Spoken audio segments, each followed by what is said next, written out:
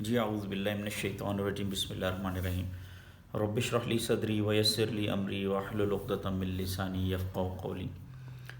آج کل ہمارے معاشرے میں کچھ چیزیں بڑی کامن ہو گئی ہیں۔ اکثر ڈیفینیٹلی جب آپ اسٹوڈنٹس کے ساتھ بیٹھتے ہیں، نوجوانوں کے ساتھ بیٹھتے ہیں، تو وہ آپ کو بتاتے ہیں کہ کچھ چیزیں ایسی ہیں جو ان کو پتہ چل چکی ہوئی ہیں۔ جیسے مثال کے طور پر میں آپ کو اگزامپل دیتا ہوں، اور یہ پتہ بھی ہمارے علماء کرام کے ذریعے سے ہی ہے۔ جیسے اکثر اسٹوڈنٹس ہمارے کہتے ہیں کہ سر بنی اسرائیل میں ایک شخص تھا جس نے 99 قتل کیے تھے، اور پھر اس نے توبہ کی تو اللہ رب العالمین نے اس کو معاف کر دیا۔ پورا واقعہ ان کو پراپرلی رٹا رٹایا ہوتا ہے۔ اسی طرح ایک اور ہے کہ بنی اسرائیل میں ایک شخص تھا، اس کا نام کفل تھا۔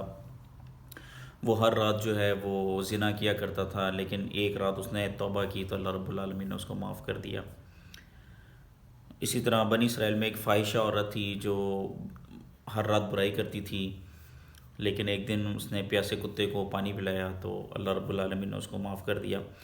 تو اس طرح کے جو واقعات جب علماء کرام سناتے ہیں نوجوانوں کو، صرف اس کانسیپٹ کو کلیئر کرنے کے لیے کہ اللہ رب العالمین بہت غفور الرحیم ہے، تو اس سے مجھے یہ فیل ہوتا ہے پرسنلی کہ بات جو ہے وہ ادھوری رہ جاتی ہے۔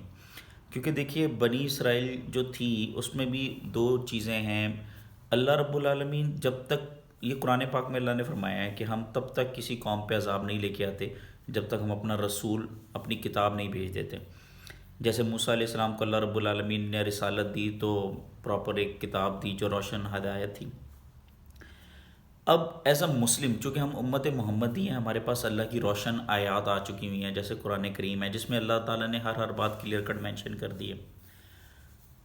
اب اگر میں اس کو ان چیزوں سے کمپیئر کروں تو آپ خود اس کا انالیسس کریں۔ اب تو یہ آڈینس ہے وہی ڈیسائیڈ کرے گی۔ میں چاہتا ہوں کہ میرے اسٹوڈنٹ ہیں، آپ خود ڈیسائیڈ کرو کہ دیکھو، ایک طرف وہ بنی اسرائیل کا شخص تھا جس نے 99 قتل کیے اور پھر اس نے توبہ کی، اللہ نے اسے معاف کر دیا۔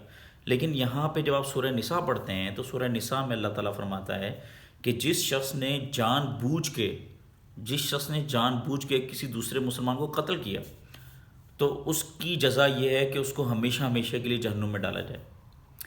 اسی طرح اگر بنی اسرائیل میں کفل تھا، وہ ہر روز زنا کیا کرتا تھا اور آخر میں اس نے توبہ کی، اللہ نے اسے معاف کر دیا، تو یہاں پہ اگر آپ سورہ نور پڑھیں تو اللہ رب العالمین نے واضح طور پر احکامات دیے ہمیں کہ اگر کوئی غیر شادی شدہ شخص برائی کرے تو اس کو 100 کوڑے مارے جائیں، اور اگر کوئی شادی شدہ شخص زنا کرے تو اس کی سزا یہ ہے کہ اس کو سنسار کر دیا جائے، سنسار کر کے مار دیا جائے۔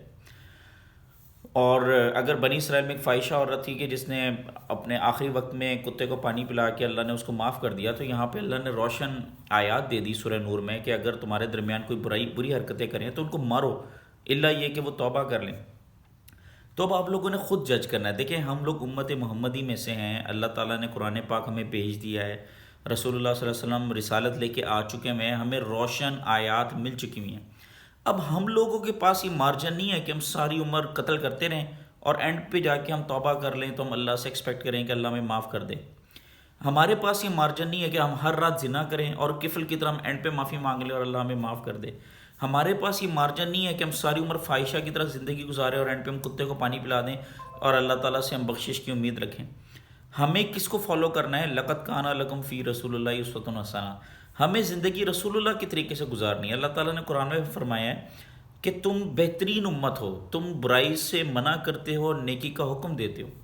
تو ہمیں چاہیے کہ بجائے اس کے کہ ہم اس شخص کی طرح زندگی گزاریں جس نے 99 قتل کیے، کفل کی طرح زندگی گزاریں جو ہر روز زنا کرتا تھا، اس فاحشہ عورت کی طرح زندگی گزاریں ساری جو ہر روز برائی کرتی تھی۔ کیوں نہ ہم اپنی زندگی انبیاء کرام کی جیسے گزاریں، کیوں نہ رسول اللہ جیسے گزاریں، کیوں نہ موسیٰ علیہ السلام جیسے گزاریں، کیوں نہ یوسف علیہ السلام جیسے گزاریں، کیوں نہ اللہ کی حدود کی پابندی کریں تاکہ جو اللہ نے ہم سے وعدے کیے ہیں وہ پورے ہوں۔ تو یہ میں آپ کو فوڈ آف تھاٹ دے رہا ہوں اسٹوڈنٹس کو، خاص طور پر آپ نوجوان نسل ہیں۔